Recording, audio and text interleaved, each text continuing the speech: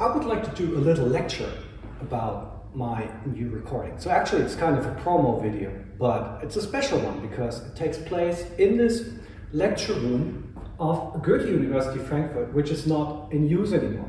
Actually it's quite a historical room because right here in 68, 69, a lot of student protesters, together with Adorno, Marcuse, Habermas, Horkheimer, and leading protesters like Krahl, they were at the forefront of 68 and the protest movement. So it's a special place to revitalize the spirit of 69, which was important for my new recording, Saturn 6. So let's first talk about space. So obviously, Saturn 6 is a space album, and old space, researchers call it now, was very virulent in 69. And there's also a link to the critical theory. I mentioned those names, Marcuse, Habermas, Horkheimer. Herbert Marcuse was actually very prominent back in 69, lecturing both in California, New York, and Frankfurt. And he had a theory that there was not so much of a difference between communist states and capitalist states, because going back to sociologist Max Weber, he argued both of them had huge military-industrial complexes and were highly technocratic, and as a result, innovations were not market-based, as they would later become with the neoliberal revolution from 79 onwards with Reagan and Thatcher.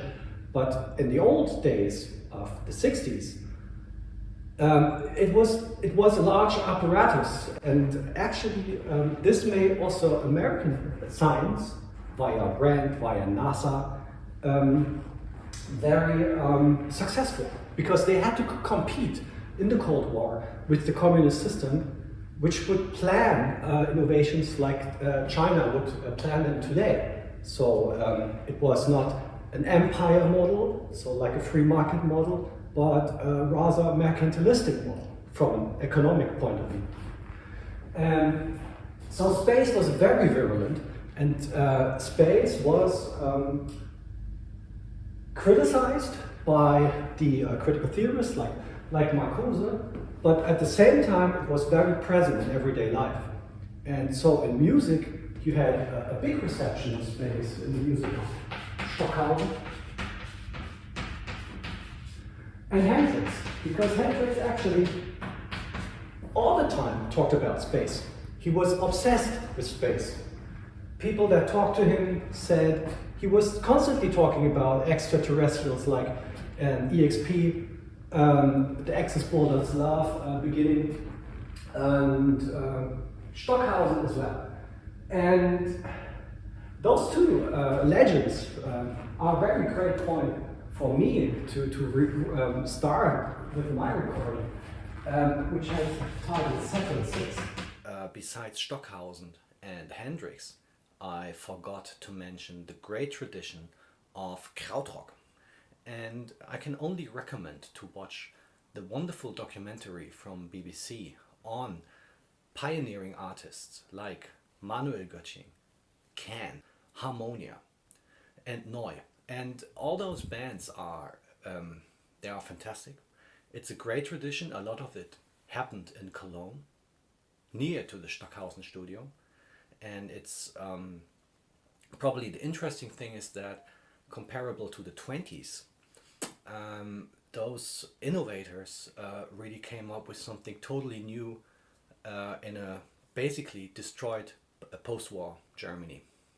And yes, I mean, Brian Eno, David Bowie, Robert Fripp, they took so much from this tradition. And ultimately, some of these innovators got forgotten, or actually got the praise they deserved at a much later point in life. So that would be Manuel Göttingen, who was so, I mean, he was a pioneer with regard to minimal music and electric guitar, and also to house music with E2, E4. Check it out. So actually Saturn 6 is the Titan, and back in '69,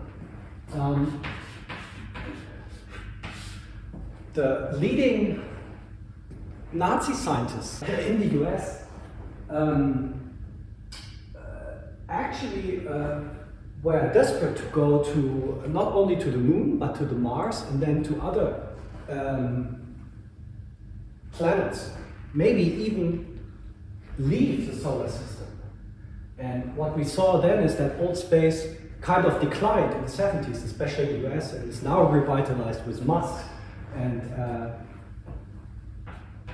the new space programs, which are largely funded by the private sector. But back then, Titan, the moon of Saturn 6, was a possible goal for manned space missions. And it's freezing cold there. You have minus 180 degrees Celsius. You have oceans there out of methane. But,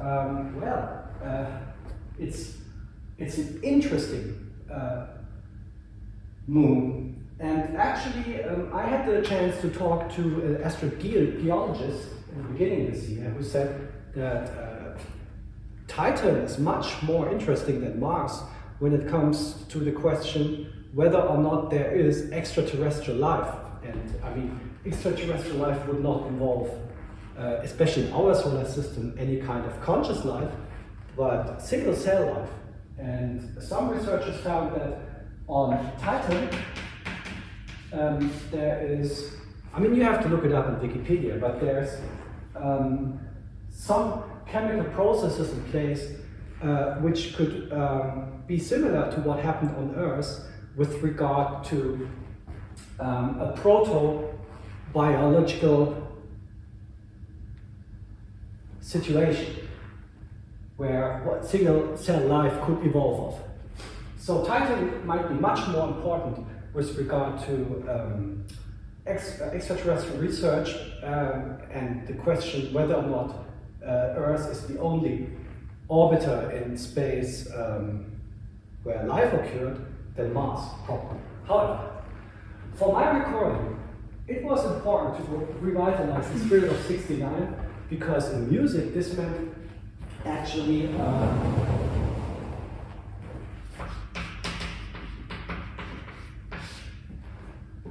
the birth of fusion.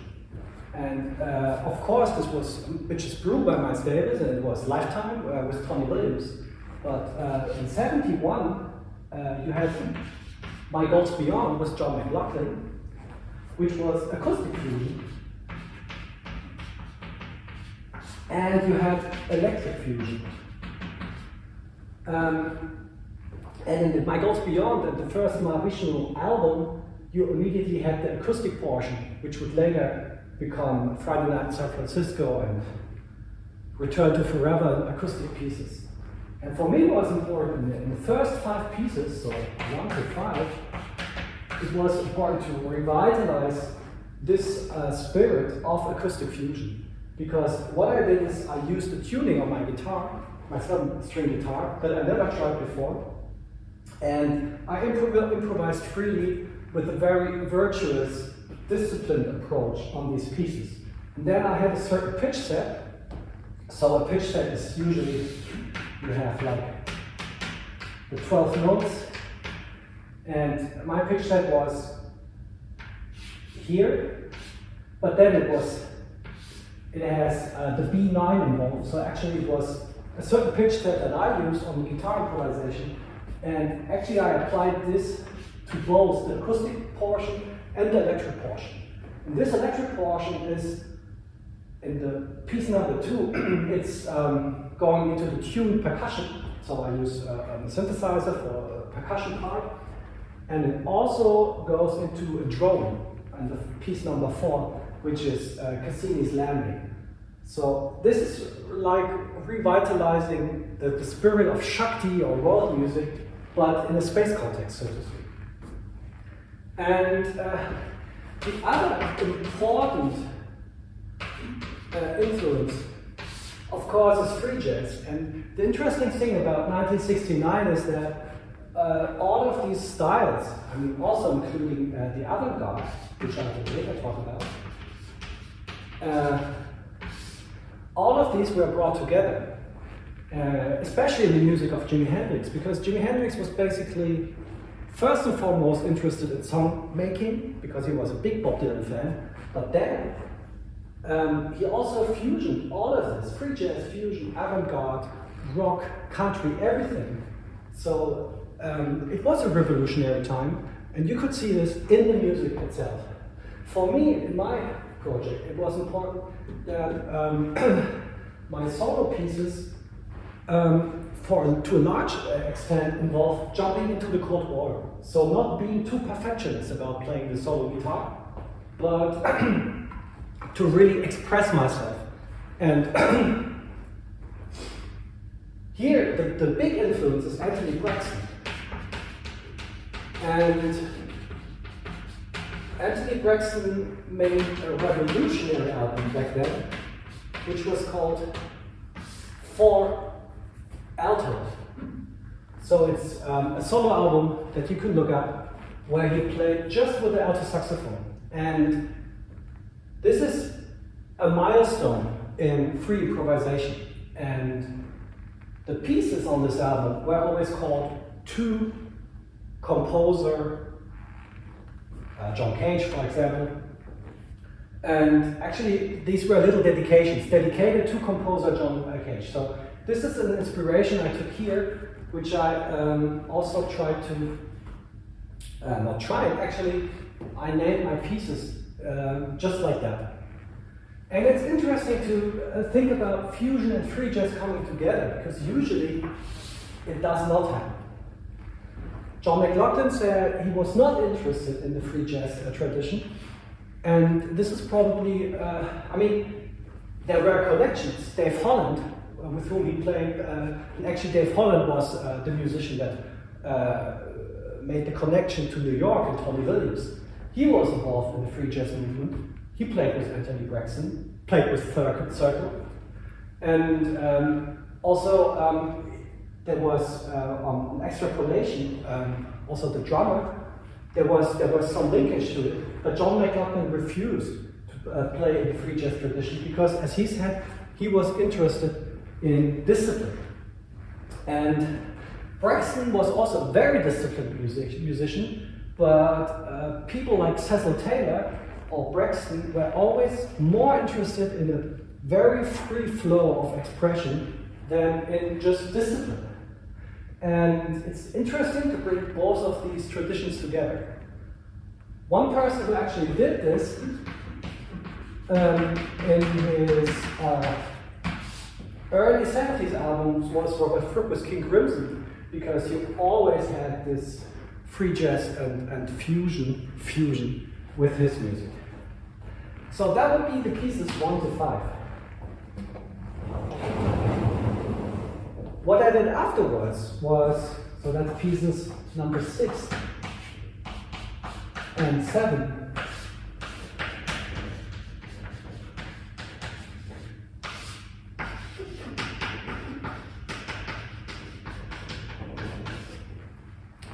This would involve a reception of avant-garde.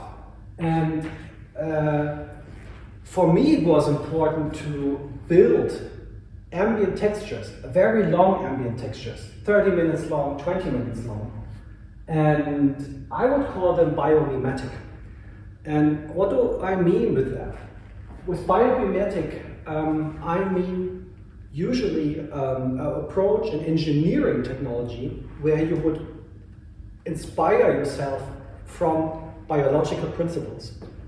And the question is, how much is this realized in music, and especially in avant-garde music? I mean, you have a lot of examples where biological principles, or actually nature sounds, would occur in classical music, like the cuckoo in symphony.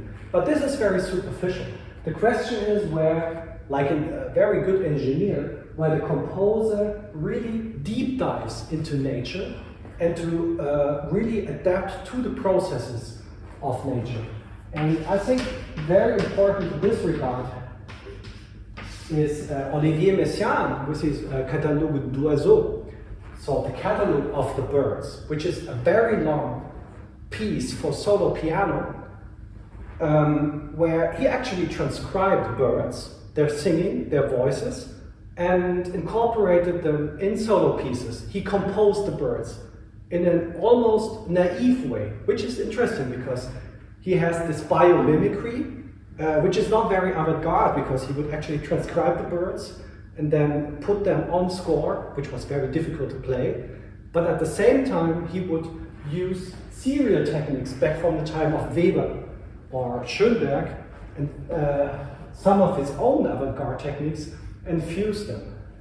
One of his pupils was probably the greatest composer of avant-garde music in the 20th century, which would be Iannis Xenakis.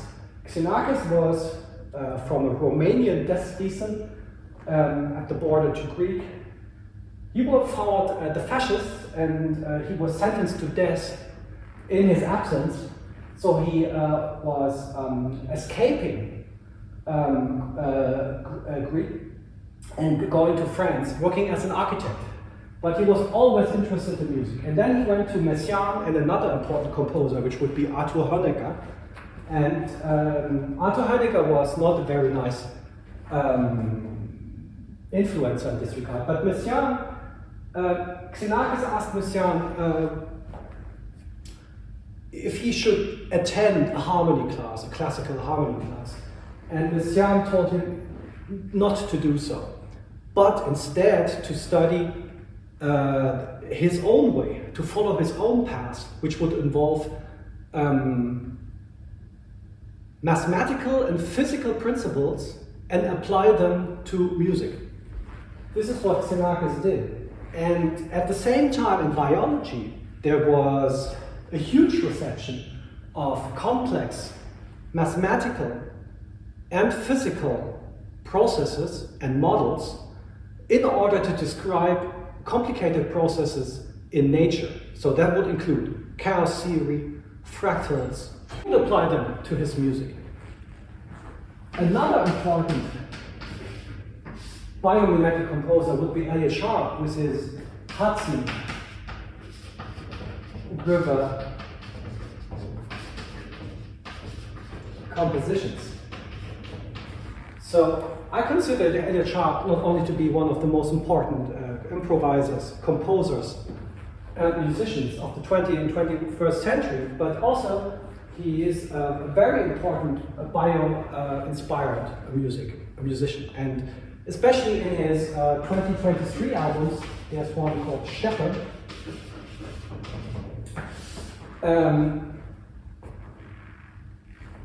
This is great stuff because he's inspired by nature, and this is exactly the path that I wanted to follow, where I use asynchronous loops.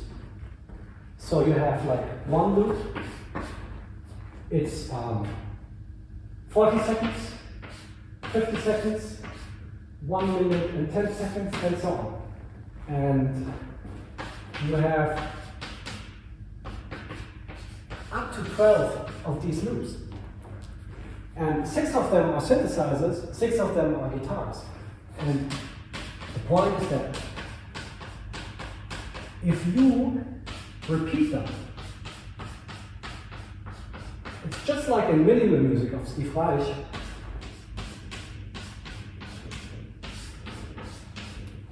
There are textures occurring because all these events come together in an almost chaotic way, which is probably the difference to minimal music, because in minimal music everything is inside the grid, so it's very structured. But here it's really like an organic system, and this is what I refer to as biomimetic. Here you have really an organic system where it's the absence of romanticism, it's the absence of intentionality in music. And this is important especially for John Cage, who was also a pupil of Schönberg, and the minimalist and post-minimalist tradition, which was also recited by Frick and King Crimson. to come up with textures that would be very much like nature. So there's a lot of stuff happening, but it's not happening in a classical motif kind of way, or developmental kind of way, which is the typical Western narrative or paradigm or episteme, however you want to call it, like in the classical Beethoven symphony, where everything would follow a certain path and culminate in a certain point, which is, like in the Greek tragedy, you have like a special curve. No, things are flat, they are non-intentional. And this was important for me in the second part of my recording. And these are some insights I want to provide to you. So thank you very much for following. Hope this was helpful for you. Don't forget to hit the subscribe button, but I'm not a YouTuber. For me, it would be important to give the music a listen. I would really appreciate that, and thank you so much. Bye-bye.